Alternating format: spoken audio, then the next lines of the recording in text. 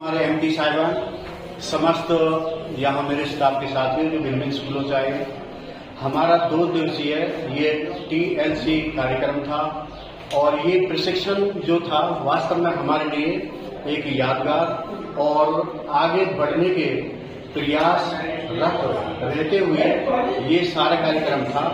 और जो भी हमने अपने एमडी साहिबानों से सीखा वो वास्तव में भी काबिल तारीफ था, क्योंकि जिन चीजों से हम सभी पढ़ाते हैं लेकिन उस कार्यक्रम को और बेहतर तरीके से बताया जाए, उस पढ़ाई को और आगे बढ़ाया जाए तो वो बहुत ही अच्छा रहता है। क्योंकि हम टीचर भी होते हैं, हमेशा हम सीखते हैं, अध्यापक हैं, हम सीखते हैं और सिखाते हैं। तो ये जो भिन्न भिन्न गतिविधियां होती हैं ट्रेनिंग के माध्यम से, तो हमारे जो एमडी साहिबान हैं, चाहे वो मैडम कुसुम हैं, महेश गौर जी हैं और हमारे देशराज सर हैं, तो हमने जो इनसे सीखा वो वास्तव में ही हमें क्लास में उन बच्चों को जो हम उनको नकार देते हैं कहीं न कहीं से, या हम उनको उपेक्षित श्रेणी में डाल देते हैं, उनको आगे बढ़ाने का मौका हमें दिया मिलता है।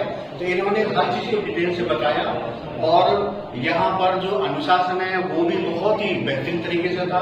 सभी अध्यापकों ने सुना, देखा, डायरी में नोट किया और नोट करने के बाद में उसको अपनी पर्सनल लाइफ में यानी टीचिंग में और वो इसको जीवन में उतारेंगे।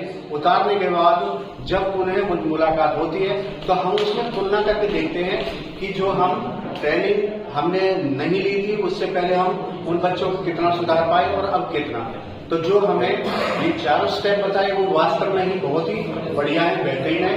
और सर का जो अनुभव है, मैडम जी का अनुभव है और देशराज जी का, वो वास्तव में ही बहुत ही अच्छा था। हमें अपने आप में हमें ये रखना है कि हम विद्यालय में जाएं और इन सारी चीजों को लागू करें।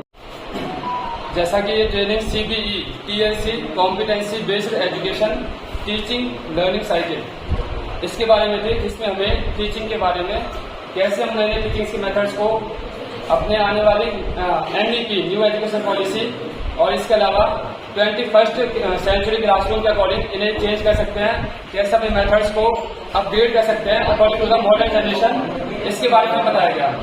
हमें बताया गया है कि कैसे हम नोट मेमोराइजेशन मेथड को अब प्रैक्टिकल लाइफ और प्रैक्टिकल रियल लाइफ एग्जाम्पल्स में कन्वर्ट करके बच्चों को और ज्यादा बेहतर तरीके से शिक्षा दे सकते हैं। इसमें हमें उड़ान क्लासेस के बारे में बताया गया।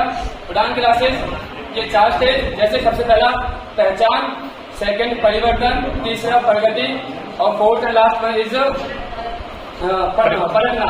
इन सब स्टेज के बारे में बताया गया कि कैसे हम इन 4 स्टेजेस का यूज करके अपने स्कूल में इन जैसे हमें बताया गया उड़ान क्लासेस का मेन मोटिव क्या होता है कि कैसे बच्चों को हम रियल लाइफ में by the use of practical methods इसके द्वारा बता सकते हैं। जैसे कि उड़ान क्लासेस की टाइमिंग, इसकी टाइमिंग रखी गई है हमारे SCRT बोर्ड द्वारा 8:20 से लेकर 9:20 तक, means after the assembly and before the first lecture, जिसमें हम अपने बच्चों को, जैसे मैम ने बताया हमें कि एक चैप्टर कोई भी चैप्टर है, इसमें उड़ान क्लास में 4 सब्जेक्ट हिंदी, इंग्लिश, मैथ और साइंस, इन 4 सब्जेक्ट को रखा गया है, जिसमें एक चैप्टर को हमें 1 महीने तक रखना है। मीन्स उड़ान क्लासेस में week wise per day subject wise classes होंगी, जिसमें हमें बाई चांस जैसे हमें क्लास में चैप्टर 2 पढ़ाना है तो उड़ान क्लास में चैप्टर 1 पहले से ही कंप्लीट हो जाना चाहिए, जिससे बच्चे की प्री रिक्वायर्ड नॉलेज जिसे हम बोलते हैं वो बेहतर होगी। और वो जब हम इस चैप्टर को अपनी क्लासों में करवाएंगे तो इसको करने में बहुत ही अधिक सक्षम रहेगा। मेरी तरफ से ये ऐसे ट्रेनिंग्स और ऐसे प्रोग्राम हमें आने वाली जनरेशन की टेक्नोलॉजी और एजुकेशन को समझने के लिए होते रहते हैं। धन्यवाद।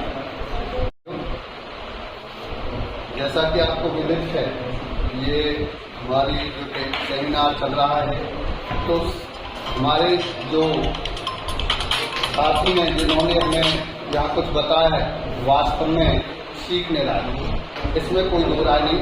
कई बार ऐसा होता है कि सेमिनार लग जाते हैं लेकिन उसमें बस ऐसे ही टाइम पास करके चले जाते हैं। लेकिन अब की बार जितने भी हमारे साथी ट्रेनर रहे हैं, उन्होंने अपनी लगन से हर एक ने अपना अपना जो भी दायित्व बहुत बखूबी निभाया और सेमिनार में एक दूसरे से भी जो हमारे साथी होते हैं उनसे भी हमें कुछ सीखने को मिलता है। तो ये सेमिनार समय समय पर होते रहे तो ये अच्छी बात है।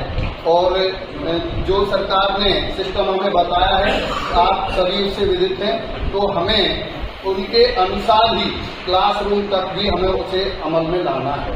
यही इसका उद्देश्य है और अच्छा रहा, मुझे तो महसूस हुआ बहुत अच्छा।